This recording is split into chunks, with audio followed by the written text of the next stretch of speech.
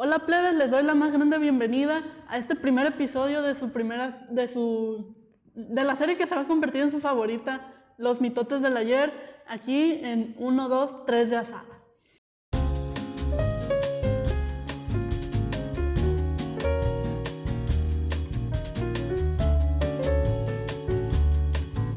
Pues en este capítulo les vamos a contar un chismecito histórico, ¿verdad?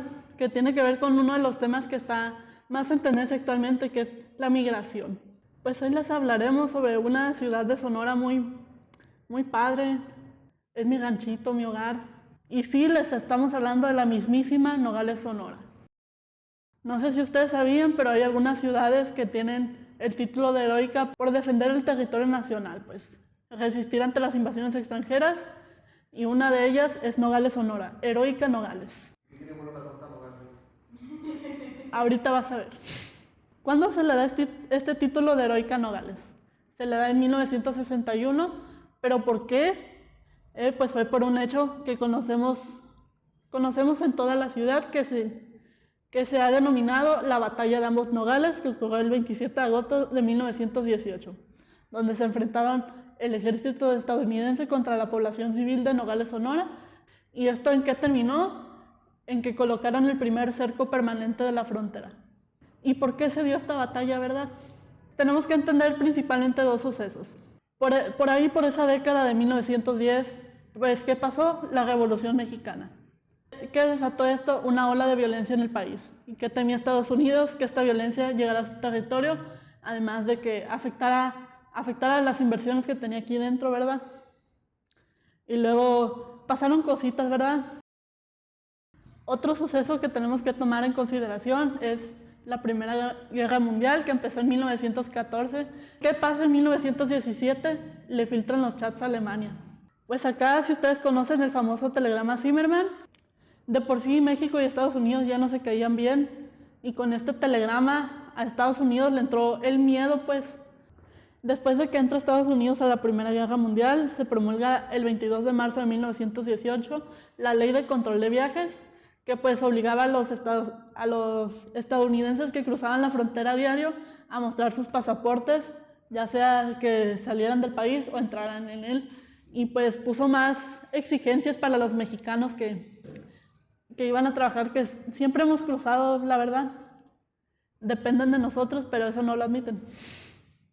Pues con todo esto que todos se odiaban, y más con esta ley, pues se dieron muchos abusos por los agentes aduanales. Era mucho, sobre todo porque la población mexicana muchas veces no entendía las exigencias que Estados Unidos les pedía al cruzar, porque luego cambiaban bastante. ¿Qué se dio? Se dieron varias tensiones, motines y sobre todo dos asesinatos importantes. El primero es el asesinato del celador Francisco Mercado el 31 de diciembre de 1917 por ignorar a un oficial en la línea internacional, que pues le pedía detenerse para ser inspeccionado al cruzar. Y otro fue el de un joven no identificado, que fue este mismo 22 de marzo de 1918, por el mismo motivo. Entonces, estas no fueron las dos únicas ocasiones, pero sí nos muestran pues el prejuicio y el maltrato que existía por parte de las autoridades estadounidenses de la aduana hacia los mexicanos. Entonces, ya que tuvimos todo este contexto, ¿verdad? Pues vamos con qué pasó el propio 27 de agosto. Pues hay un hombre, Seferino Gil Lamadrid, que era un carpintero, que cruzó la frontera mientras tenía ahí escondido un paquete misterioso. ¿Qué clase de paquete misterioso? No sabemos. Pues ahí hubo como que una confusión, ¿verdad? Porque el oficial de la aduana, el estadounidense, le dijo: párate, tenemos que inspeccionarte. Pero los mexicanos, los oficiales mexicanos, pues dijeron: pues ya estás en México, ignóralo. Entonces, como nadie se puso de acuerdo, se pusieron a pelear todos, y llegó a tal punto que no se sabe quién, pero alguien soltó el primer disparo. Por chismosos.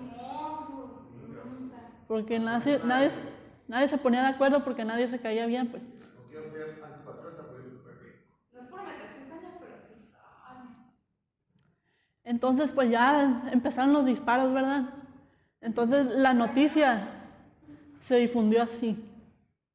Entonces ya llegaron desde el lado mexicano, fueron los civiles que tenían sus armas de la revolución, ¿verdad?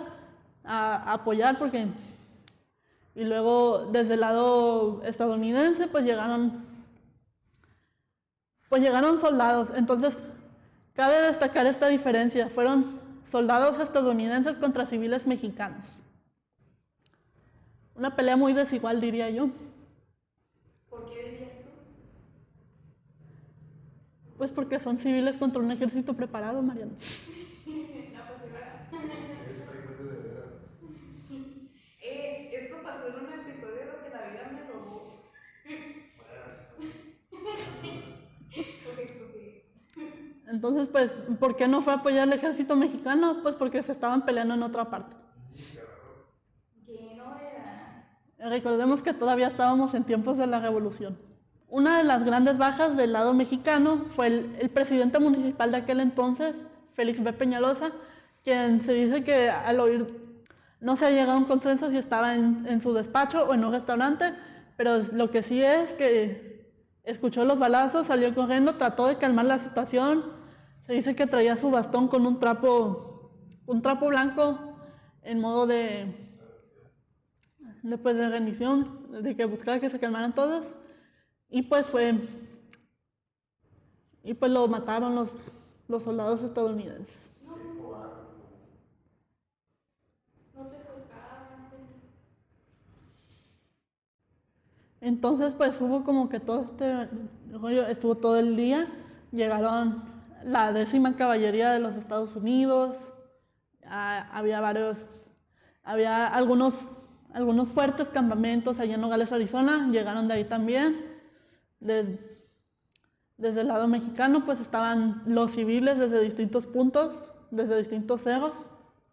Sí hubo varios intentos del lado mexicano de frenar, de pues concretar una tregua, ¿verdad?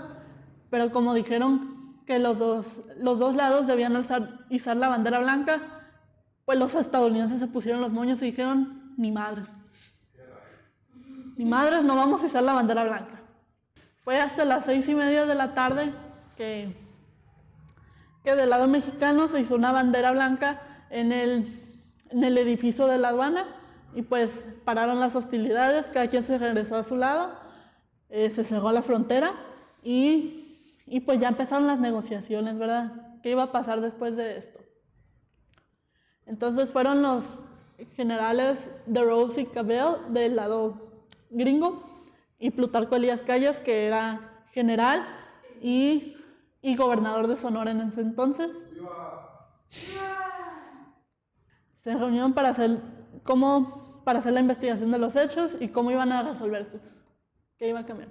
Entonces, el 1 de septiembre concluyeron estas negociaciones, acordaron que los agentes estadounidenses en la frontera portarían pistolas en lugar de rifles y tendrían mayor paciencia con los mexicanos que cruzaran. También acordaron la construcción de una valla fronteriza de 3.22 kilómetros. No más. Ya ven, yo les dije que tenía cargado un tremendo pistolón y no me querían creer. Entonces nomás, Una pues, pequeña valla. la construcción de esta valla marcó el antes y después en las relaciones en la frontera entre México y Estados Unidos, porque fue la primera barrera de carácter permanente entre dos poblaciones de la frontera. Pues ahí hay rumorcillos, ¿verdad? Cómo cada quien maneja los hechos, según ciertas personas del lado gringo. Pues había espías alemanes en Nogales que incitaron el ataque, pero no tenían pruebas de nada, pues. Fuentes de Ortiz. Los gringos se cuentan lo que le conviene, así como el Thanksgiving, así que no, es un día para conmemorar, para que me Entonces, la investigación del mismo ejército estadounidense mostró que esto no era lo que decían estas personas, pues no era cierto, que todo, pues sí, todo se debía a estas tensiones raciales que hubo, a estos conflictos, los abusos, los asesinatos y todo este rollo, ¿no? Pero qué bueno que cambien las cosas para mejor. Qué bueno que cambien las cosas para mejor. Sí. Sí, ¿verdad? Entonces, por esta popularmente llamada Batalla de ambos Nogales, que también se conoce como la gesta del 27 de agosto, pues el Congreso Federal de México en 1961 le otorgó el título de heroica por la participación civil en defensa del territorio nacional.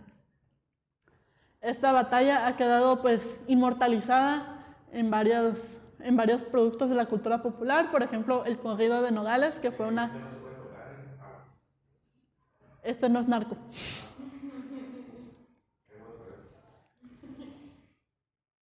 Para lo que lo sepan, los corridos han sido la forma popular de contar historias. Las epopeyas de antes. Sí. Entonces, pues también quedó en diversos monumentos, como el Monumento a los Héroes, el monumento dedicado al presidente Félix B. Peñalosa, las tumbas de los caídos en el Panteón de los Héroes, la réplica de la antigua aduana en la Plaza Héroes del 27 de agosto, y pues ahí una película documental que se titula La Mera Frontera y fue de 1997. Y pues así terminamos esta gran historia que pues se refleja hasta el día de hoy en cómo se manejan las crisis en la frontera, ¿verdad? Cómo es el trato de los oficiales de aduana hacia las personas, aunque simplemente busquen una mejor vida. Pero pues, ¿qué les pareció esta historia? Y dejen en los comentarios sus opiniones, si tienen un dato, una aportación, un chismecito ahí. O si nomás quieren saludar, también lo pueden dejar. Y nos vemos en el siguiente capítulo de Los Mitotes de Ayer, aquí en 3 de Asada.